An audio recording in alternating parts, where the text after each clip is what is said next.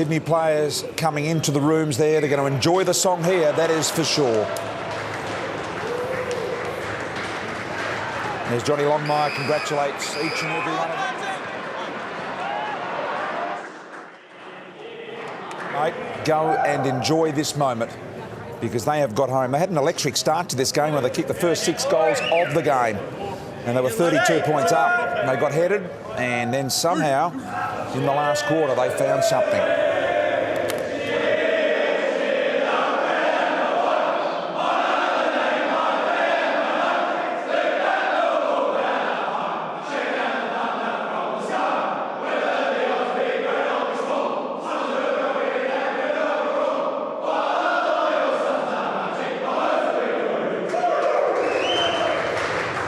Pretty stock standard there for the Sydney Swans, wasn't it? A very modest song. They realised that the grand final, the premiership, is not won and run here tonight.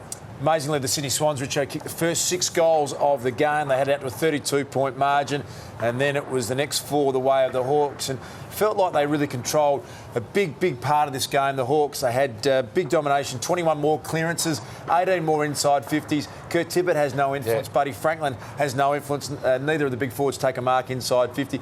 You would think on that basis the Hawks win almost every time, but they got rolled with some class in the end from the Swans. Absolutely. I mean, the Swans probably had a quarter and a half where they were the winning team in that game, and Hawks 2.5 quarters, but Hawthorn didn't take some of their chances, and the Swans were able to fight back late and kick those last couple of goals. It was a good win. You speak of chances, some of them come in the last quarter. This one here with Gunston, and they missed a couple. Gunston was involved, Bruce was involved, Roughhead was involved. These were earlier in the game, but in particular the last quarter ones as well.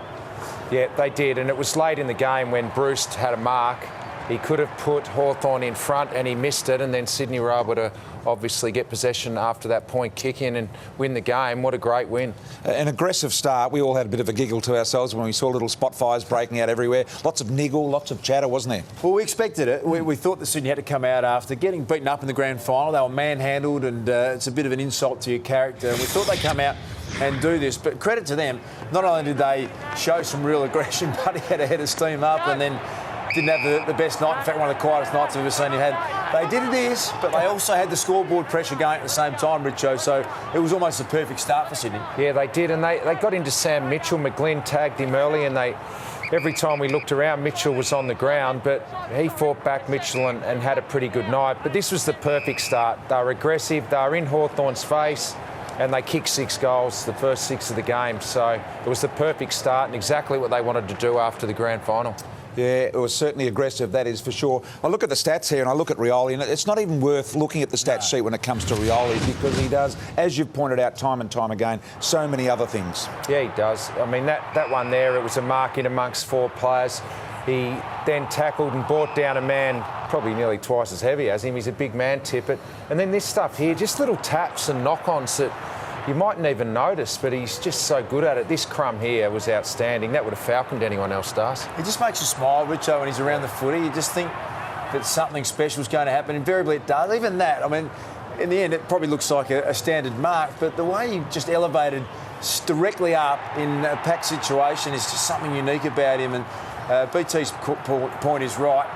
The numbers don't add up for the impact that he has in that short amount of time or a few number of possessions. He changes the way the game's played, and he was extraordinary tonight. Yeah, well, the industry super funds compare the pair, Sam Mitchell and Ben McGlynn, tonight. How did you see that, Richo? Well, I thought early in the game that Ben McGlynn had the better of him. Mitchell still had plenty of the ball, but what McGlynn did was he went and kicked 2 goals and made Mitchell defend. But then after half-time, I thought Mitchell got on top. He had a fair bit of the footy. But then again, late in the game, Mitch probably just died out of it a little bit. But I guess if you have 32 disposals, you haven't been beaten. But McGlynn did kick those 2 goals in a low-scoring game. That's pretty vital. They did make the change in the end. They had to get McGlynn off after the third quarter, and Tom Mitchell played the last quarter on Sam Mitchell. Hey, Luke Parker also had a good game, another 26 possessions. He's in career best form at the moment, having a fantastic year.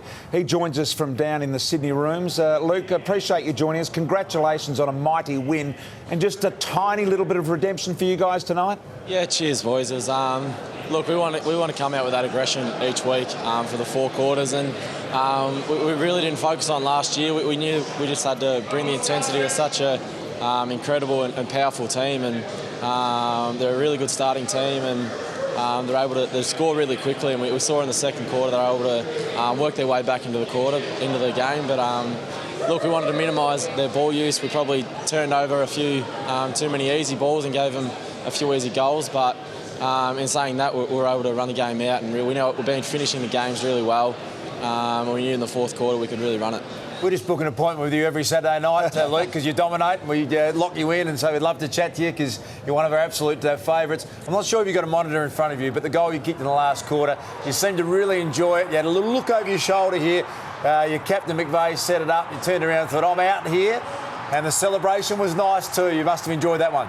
Yeah, I think leading up to it, all I had in my head was don't fumble this and don't spray it. So I was in a bit of panic mode and had to have a look around if I had to pull up and didn't get run down, tackled, and it would have been pretty embarrassing if we went down that way. So, yeah, I was happy to put us in front and enjoyed it. Yeah, it was the low driller. You were never going to miss that one. What about the fact that Big Tippo and Buddy actually didn't take a mark inside 50 tonight and you've been able to win the game? That's a bonus in the end, a positive. Yeah, definitely. I think the thing is, Bud was able to come into the midfield this week, and the thing is, we're able to change it up a bit. Bud's able to go high and get dangerous up there, and the Tippo's able to stay deep, and vice versa with Tippo in the ruck. So the big boys, we know they're such a Hawthorn. They drop off a lot, and they're really good at reading the ball. And the main thing was Tippo and Bud, they brought the ball to the ground, and the little blokes went to work, and we're able to capitalise on a few of those. What's inspired you personally, Luke? You're playing unbelievable footy at the moment. I don't know. I think just the energy around the group. There's a real buzz at the moment, and it gives me confidence that each week I can go out and play my game, and especially with another one, Tommy Mitchell coming in now. He's been outstanding, and probably takes the pressure off me, Joey and Hannah's, and kids of those blokes. There's another bloke, Tommy Mitchell, to look after. So whoever the other team goes to, hopefully someone's able to get off. Congratulations, appreciate your time. Cheers, boys. Thanks for having me. Luke Parker joining us down there in the Sydney rooms. He is in unbelievable form at the moment, isn't he? Yeah, and he just mentioned all those other players, such depth through the midfield. That's why Sydney and Hawthorn, they're such good teams, the depth. Looking forward to the presses, Das. They're going to be coming our way very shortly. Our man Steve-O, Mark Stevens, is down in the press conference rooms waiting now. Steve-O, what have you made out of tonight's game? Is there something you've picked out that you like? Well, I think Clarko definitely won't be happy. Normally so polished with their finishing, Hawthorn. The way I've written it down, the best two set shots in the game, Bruce and Gunston both missed set shots, and I reckon the best field kick in the game, Suckling, too cute in the last 5 minutes, turned it over, cost a goal at the other end. A lot of talk about Buddy's game, only 7 touches. Campbell Brown said on radio, perhaps the worst game of his career, even though he was good in the last quarter. Cyril Rioli, almost the best game of his career. Would have been fitting if the ball hadn't have squirted through his hands. Probably the only MRP incident tonight, maybe Sam Mitchell on Tom Mitchell, shoulder to shoulder, may have just slipped up to the head. I think he'll be fine though, BT. Steve-O, just a little bit of advice. I'd give Clarko the wide berth down there. I just feel as though he's not the man you want to approach tonight. No, I don't think so. So, no, it'll be interesting. Very interesting presser, and I think Johnny Longmire would be very, very relieved. Inside 50s, 18 less to Sydney, and they got over the line. They found a way, Das. All right, Steve-O, we'll be coming to you very shortly with those press conferences coming live here. Basil Zemplis is going to join us, Footy Central on the other side of the break. We've got a lot to get through tonight. It was Sydney over the Hawks by just 4 points. So on fire, take me higher, light up your flames, we'll find a way.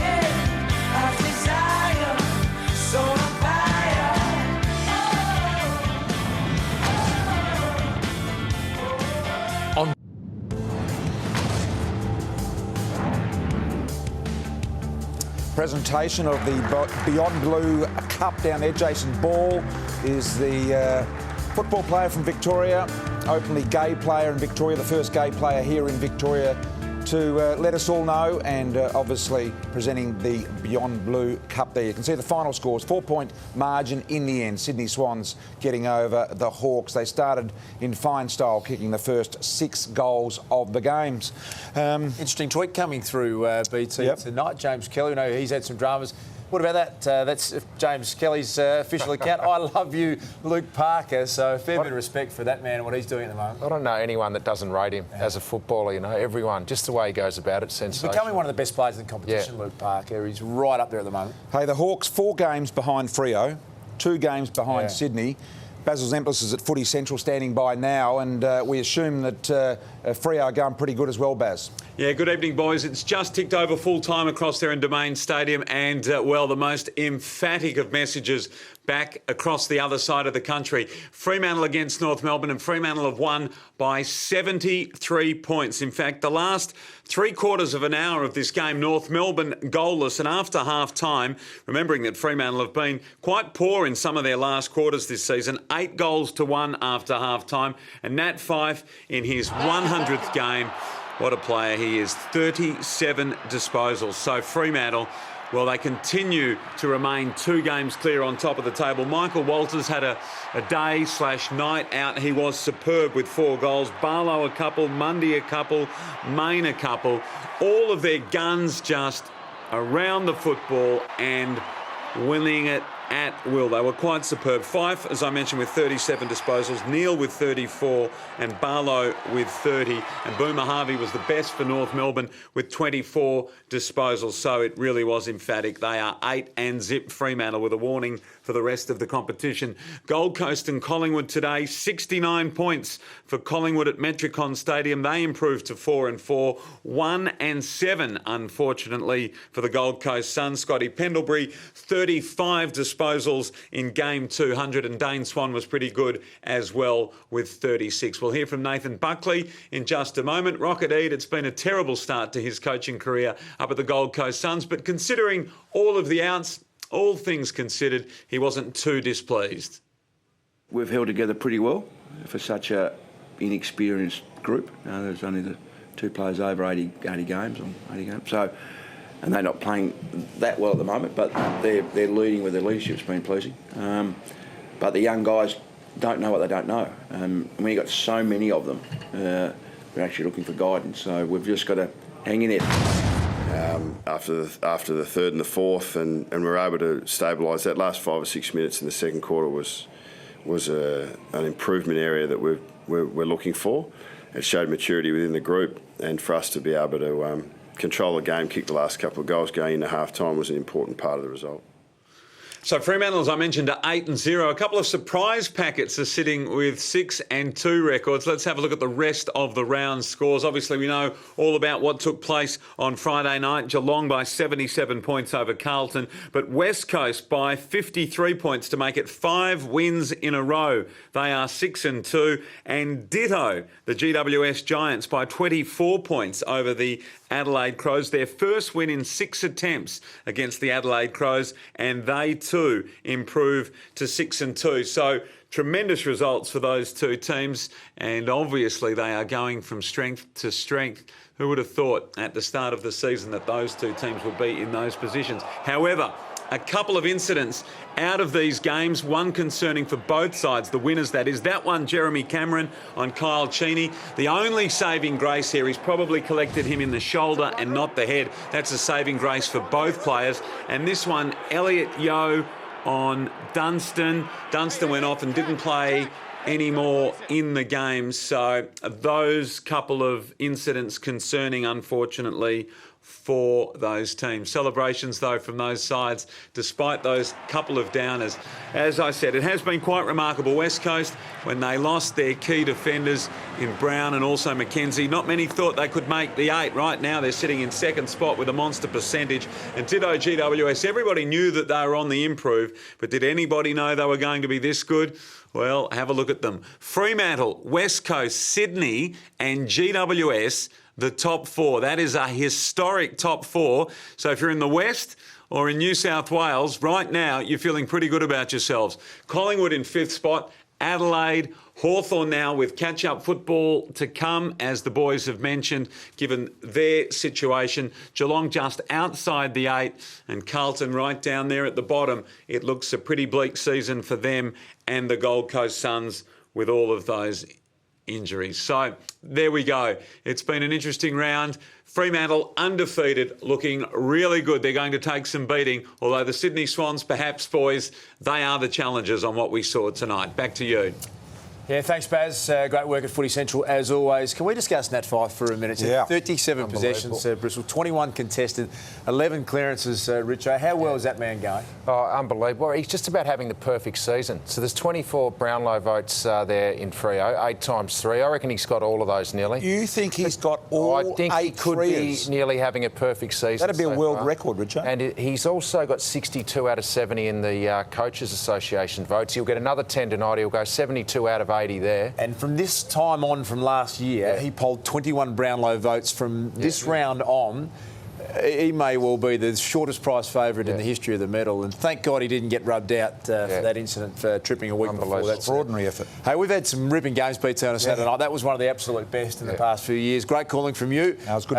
Enjoy the rest of your night, the rest of your weekend. Hey, stick around though. We've got the press conference. Can't wait to hear from Alistair Clarkson, John Longmire as well. The Swans in one of an epic game tonight. They won by 4 points here at the MCG.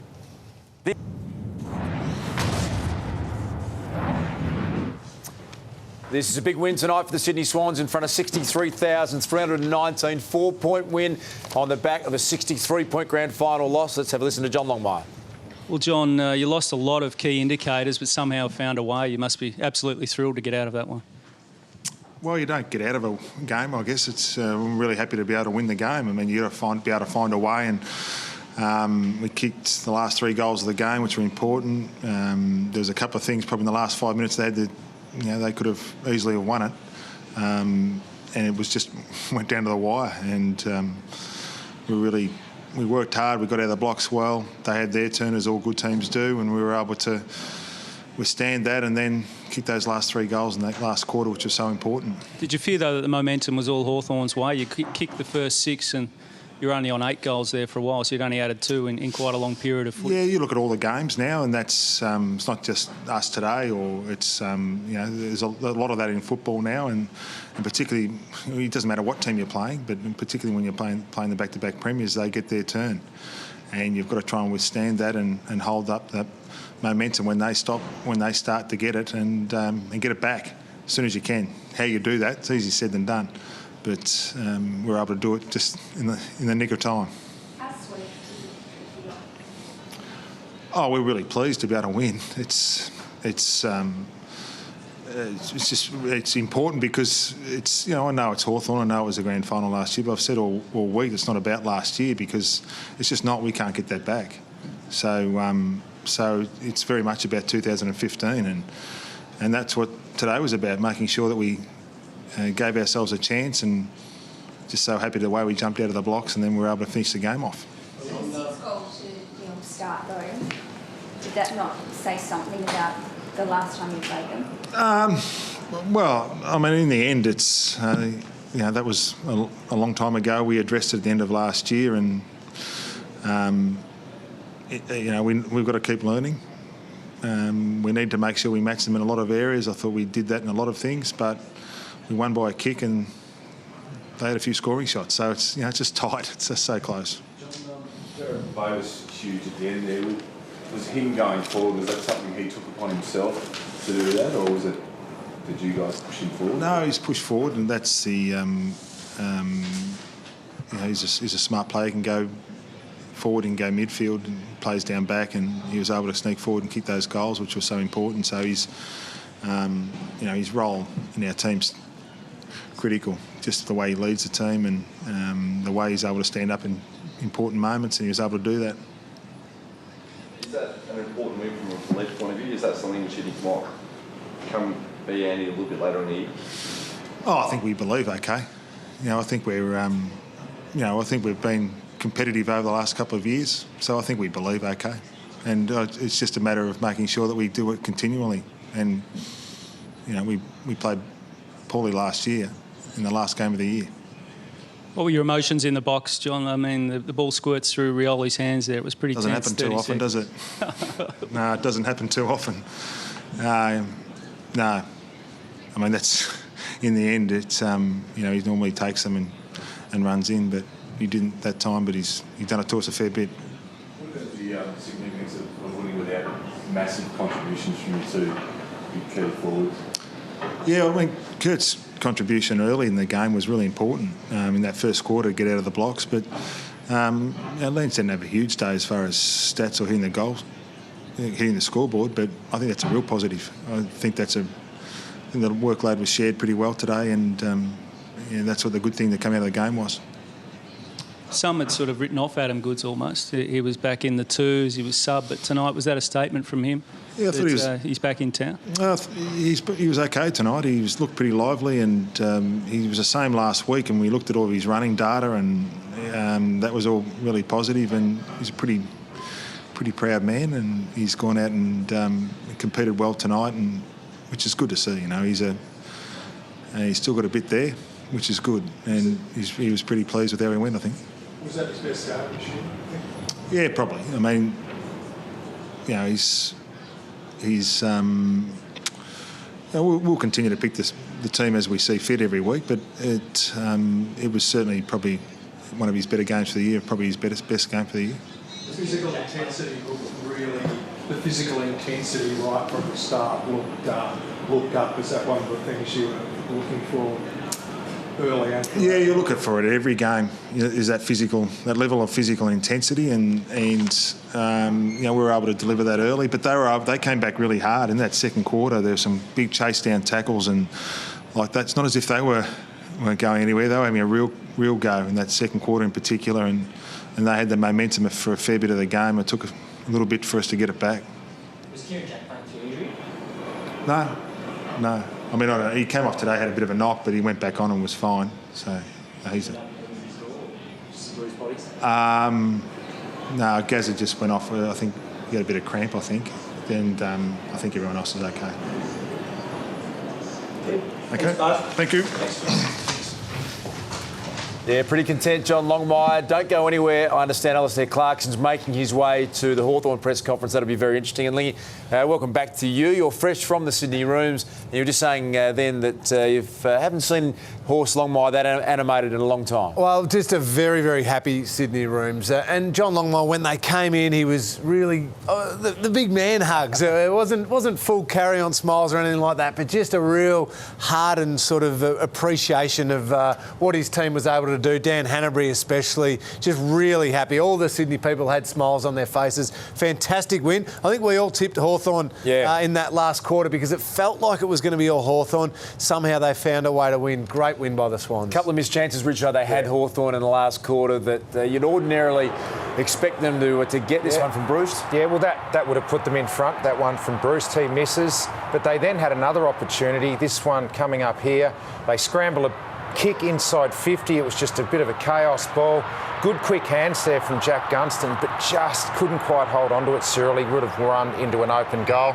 Wasn't to be. And Bruce is probably the best set shot kick in the game, and Cyril's probably the best reflex player in the game, and they both miss things that they'd normally get. No, you just wouldn't pick either one of those. The thing for me that Hawthorn did so well tonight was their tackling. Their pressure was unbelievable right across the board.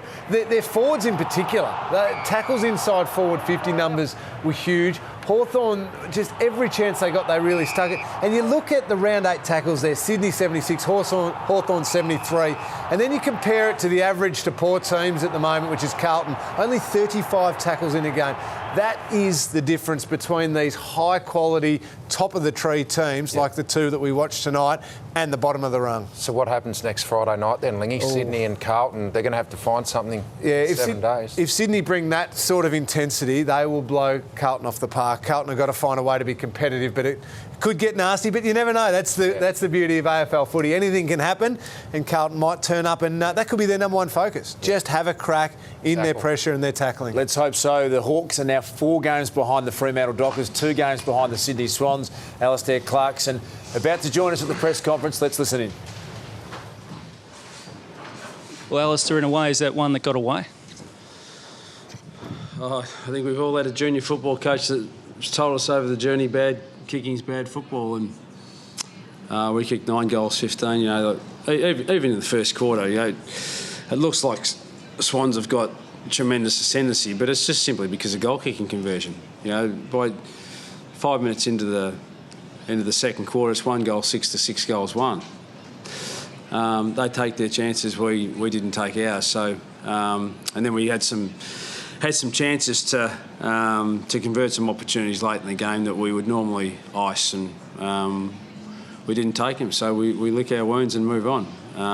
Spirited contest, two good sides, two bulls going at each other, and it's going to be an arm wrestle all night in the conditions because it's pretty slippery and greasy, and we're disappointed that we lost, but proud of our spirit, proud of the way that we dug in and hung in the game and worked our way back into a winning position, but disappointed that we didn't get the points. You back Bruce and Gunston 9 times out of 10 set shots last quarter. They were telling, weren't they? Yeah. Listen, they've been tremendous players for us for a long period of time, and just unfortunate that both in the one quarter they happen to miss shots that they'd usually convert. So you got to take the good with the bad. We've copped the bad tonight in terms of that, but gee, for so long they've been so good for us, those two boys in particular. So just got to move on, lick our wounds, and get ourselves ready for Gold Coast.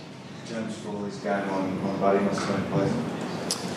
Yeah, well, they got their goal kicking going early in the game, so our defenders are under the pump a little bit, but they scored every one of their goals from turnover. So our defence did a pretty good job in that regard, but Frawley was just one of those who played a pretty big role. But because their goals came from turnover, it was like a slingshot. So some of their goals were really, really easy, and they just goal square ping pong balls that just jumped over the top, and so they weren't relying on their normal way of kicking goals. The Sydney Swans, it's usually via Tippett and Franklin, and both those guys didn't have enormous contributions to make tonight. How was the Seals in changing the match in the second quarter? We don't think the match really changed. In a sense, we thought the only thing that changed was the scoreboard. We started to get some scoreboard pressure by converting our chances. It was as simple as that.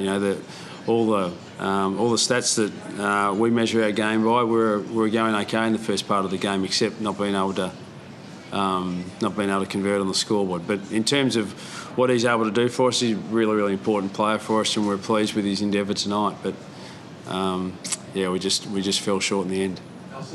Having said that, though, early on, did you feel like the guys bombed away a little bit in that first quarter when they were bringing into the forward line rather than? No, it's just a pressure game. It's hot on both sides. As I said, it wasn't from the bombs inside 50. We turned the ball over in the middle of the ground, and they got slingshot easy goals out the back. And it was 2012 grand final all over again. It's the way that they scored on that particular day too. So. We're usually a lot better at the polish of the ball. Slippery conditions maybe contributed to it a little bit, but by and large we pride ourselves on being better than what we were through the middle of the ground tonight. Suckling's probably your best field kick. A couple of minutes left, he turned one over as well. What do you say to him? What was your take on that kick? Yeah, well, there weren't too many complaining about his kicking when he hit Rioli in the third quarter. So, we encourage our players to be confident with their kicking, and we're renowned as a really, really good kicking side, and it's a little bit like Suckling and Bruce, whether it's a field kick or a goal kick. These boys have done some tremendous work for us over a long, long period of time, and we all cry foul when it just doesn't work out for us. But we got to continue to back ourselves. If we go into our shell and worry about not being able to hit those sort of kicks, then we play stagnant, slow football, and that's not the way that we play our footy. Ryan Lake had a terrific first knee in the first quarter. Did he pull up okay? He played out the game, so if it was any significant concern, then he wouldn't have been able to do that. So he should be okay. But I haven't spoken to the docs about him. When they go back on, you usually think that they're going to be okay. He was lost a bit in the last couple of minutes, but I think John Segler went down late as well. What was that? Yeah, I think he's fine. Was that one of Cyril's best games, though, Alistair? I mean, he's probably best on ground.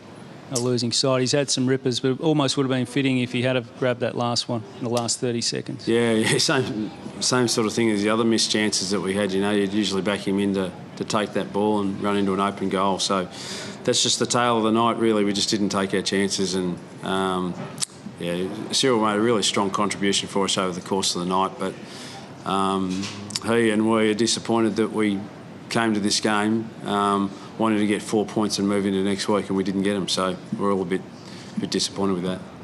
How do you see where you are sitting now in the season? Obviously not where you want to be, but being behind the ledger at this stage. Well, we're not behind the ledger, we're square. Sure. So we're 4-4. So we'd like to be better than that. There isn't a side in the competition that wants more wins. So, yeah, it is what it is. So we just got to work hard. We've got Gold Coast next week. We won't look any further forward than that. And keep working hard on the training track, and hopefully the tide will turn in terms of getting some consecutive wins and work our way back into the season. Thanks, guys. Pretty composed, Alistair Clarkson, yet to have consecutive wins in season 2015. Quick to point out that they are square of the ledger too. Make sure you get that right if you ask a question. Buddy wasn't his best night. In fact, it might have been his worst night ever, Buddy, but he's all smile. He's a great team player. After the break, Sam Lane joins us. Some big news with Freeze MND. Sam has raised the money. It's going gangbusters, freezemnd.com. She is going to nominate one of the biggest names in the game next. Stay with us. Looking forward to hearing who that is here on Saturday Night Footy.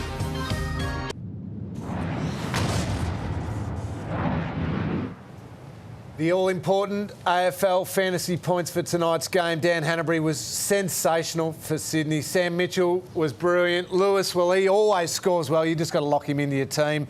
Luke Parker, one of our absolute favourites. James Kelly's just sent through a tweet saying, "I love you, Luke Parker." He scored brilliantly as well. Jonathan Segler's a bit of a surprise. I'm not sure how many teams Jonathan Segler's in. Kieran Jack, very good. What a game it was. They're the important AFL fantasy point stars. Yeah, a lot of people stay tuned for that. Ling, you love to play along. Welcome back to Sam Lane. You've had a big night tonight, Sam. It's been very exciting. I've been sitting next to this guy for the whole night. Really? Out on the boundary, Sammy. I was. You would have been Is that freezing. a surprise? It was a I was surprise. quite cold. Yeah. Didn't you know? I didn't know you were down there. Glad you missed How'd me. you go? Thanks a lot. It was cold. Now, you've raised your money, Sam, nominated by Mick Malloy to take part in the Freeze MND. Before we do that, let's hear from Jan Danaher, Neil's wife, and you're going to hear a bit more of it on Channel 7 News, but let's take a listen to how it's affecting the Danaher family. Well, you always used to say, when he was coaching, what are you going to do? You know, you're just working all the time. You're going to do. I used to get stuck into him about doing some work in the community.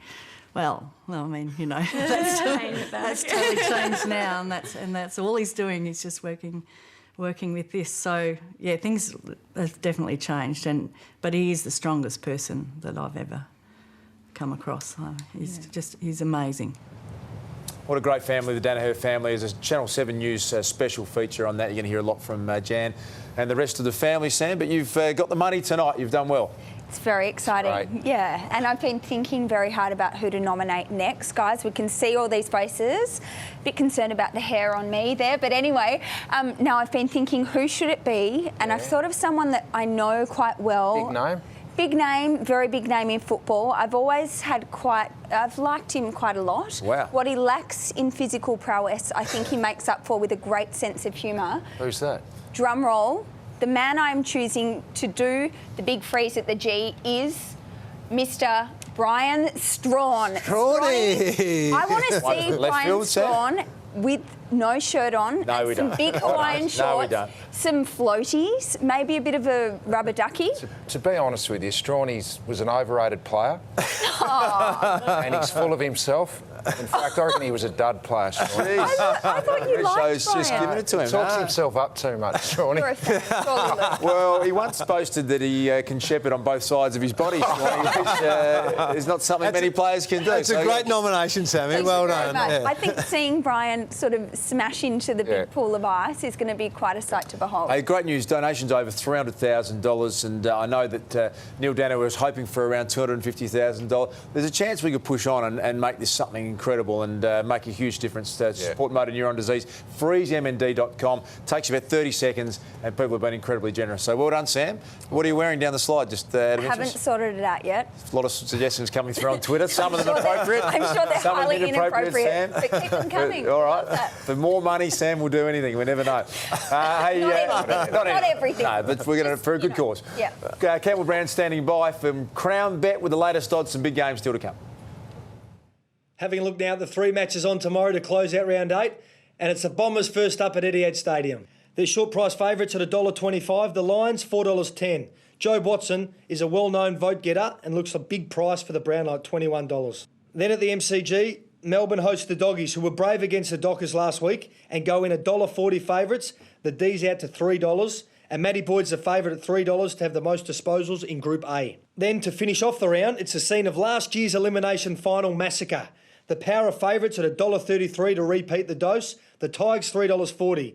Jay Schultz is the equal favourite alongside Jack Riewoldt at $3.75 to kick the most goals in the match. For every match this round, back a team to win with CrownBet, and if they lose the match by 18 points or less, we'll refund your bet as a bonus bet up to $50. For details and for all your AFL markets, go to crownbet.com.au or download the app today.